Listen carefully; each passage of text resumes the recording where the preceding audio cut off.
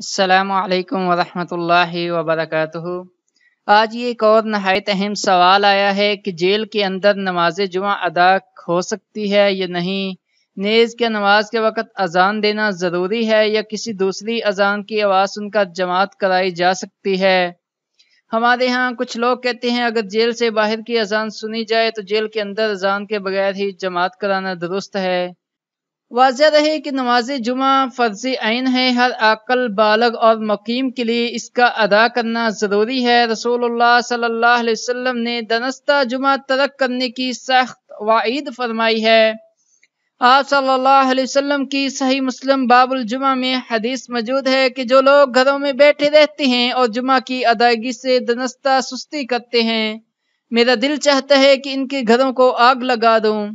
ان حدیث کی روشنی میں جیل میں رہنے والے قیدیوں کے لیے بھی ضروری ہے کہ وہ جیل کے اندر جمعہ کی ادائیگی کا اہتمام کریں تاکہ وہ اس اہم فرض کی ذمہ داری سے سبکدوش ہو سکیں۔ ویسے جیل میں حکومت کی طرف سے نماز جمعہ ادا کرنے کے لیے باقاعدہ انتظام ہوتا ہے۔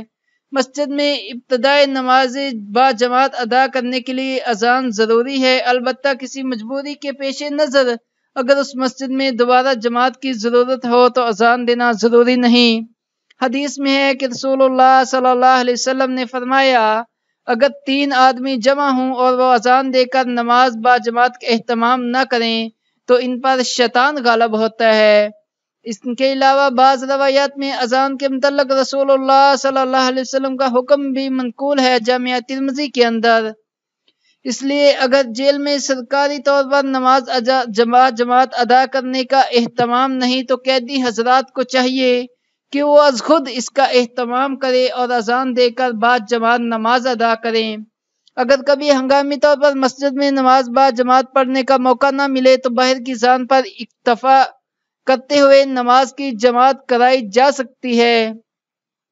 واضح رہے کہ جیل میں نماز با جماعت کا اہتمام تو اس کے مقابل میں اپنی طرف سے جماعت کا اہتمام صحیح نہیں ہے۔ جزاک اللہ۔ اللہ تعالی ہم سب کو دین کی سمجھ عبوج عطا فرمائے۔